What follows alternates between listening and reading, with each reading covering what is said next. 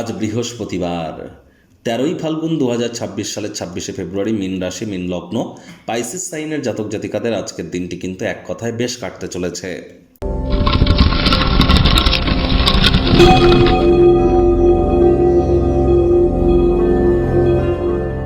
ভিডিওটির শুরুতেই স্ক্রিনে আপনারা দেখতে পাচ্ছেন বৃহস্পতির বীজ মন্ত্র ওম গ্রাং গ্রিং গ্রং স গুরবে নমঃ।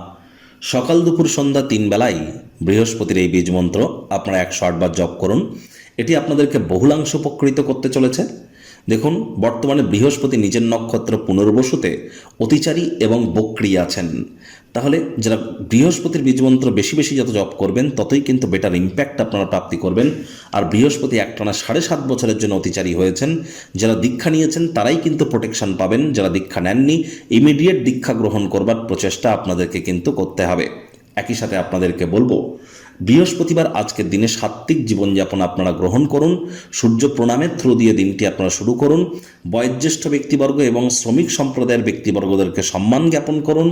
এবং আপনারা আজ হলুদ রঙের বস্ত্র সামগ্রীর প্রয়োগ যদি আপনারা বেশি করেন, প্রাধান্য যদি দেন, তাহলে দিনটি কিন্তু আপনাদের ক্ষেত্রে দুর্দান্ত পরিগণিত হতে চলেছে।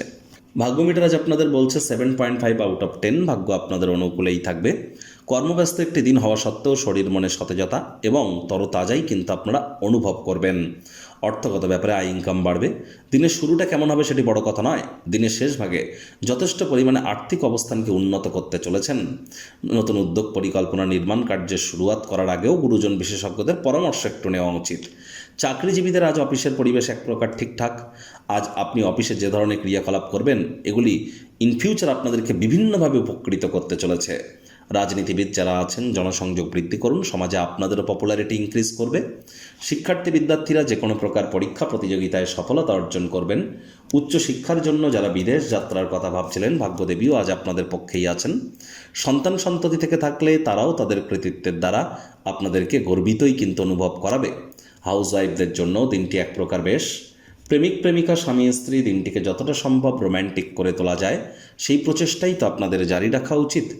আজ আপনাদের রোম্যান্সের মাত্রায় আপনারা চেষ্টা করুন যতটা সম্ভব একসাথে কোথাও রোম্যান্টিক ভ্রমণে যাওয়া বা ক্যান্ডেল লাইট ডিনারের আয়োজন করা বা বাইরের রেস্তোরাঁয় খানাপিনা করতে যাওয়া, এগুলি আপনাদেরকে লাভান্বিত করবে, সম্পর্কের মজবুতিকে বৃদ্ধি করবে।